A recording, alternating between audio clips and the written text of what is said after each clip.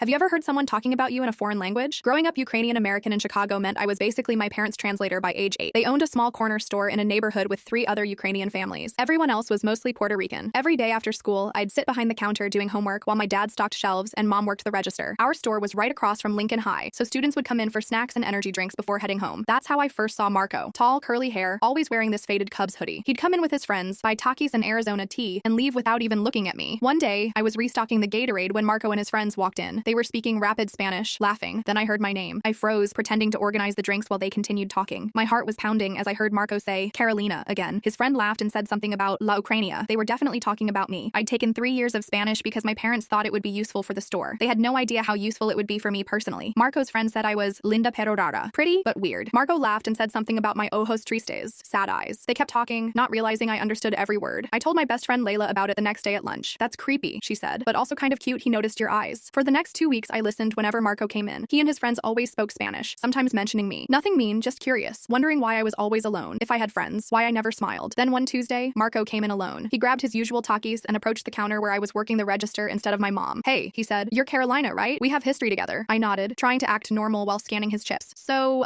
he continued, there's this party Friday at Miguel's house. You should come. I handed him his change. Why? Because you think I have sad eyes? His face dropped. The blood drained completely. You speak Spanish? Sí, hablo español, I said, finally letting myself smile. And Ukrainian, and English, obviously. He looked like he might throw up. So you heard everything? Pretty much. I couldn't stop smiling now. His embarrassment was kind of adorable. I'm so sorry, he stammered. I didn't mean, it's fine, I said. At least you didn't say anything mean. He rubbed his neck, looking down. So, the party? I thought about it. I can't Friday. I help my parents with inventory. Oh, he looked genuinely disappointed. But, I added, I'm free Saturday. His head snapped up. Really? That Saturday, Marco picked me up for coffee. As we walked in, 2 elderly Ukrainian women from our neighborhood were sitting by the window. When they saw us, they started talking about us in Ukrainian, not knowing I understood. Look at Natalia's daughter with that Latino boy, her poor mother. I squeezed Marco's hand and loudly answered them in perfect Ukrainian. Actually, my mother thinks he's very nice. She invited him for dinner tomorrow. Their faces froze. Marco looked confused. What just happened? As we waited for our drinks, I explained what the women had said. Marco laughed. So that's how it feels. Weird, right? I said. People think language is like a secret code. 3 years later, Marco's Spanish is still terrible, but he's learned enough Ukrainian to make my grandmother cry happy tears at our graduation. And those old ladies from the coffee shop, they still talk about us whenever they see us together. But now they switched to Polish, not realizing I've been taking classes at community college. Some people never learn.